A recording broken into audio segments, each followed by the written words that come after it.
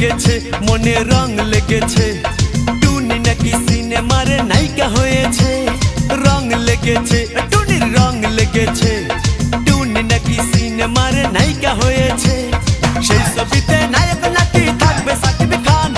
ছবিটার নাম নাকি তুমি আমার জান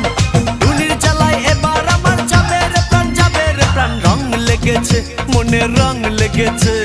টুনি নাকি সিনেমার নায়িকা হয়েছে।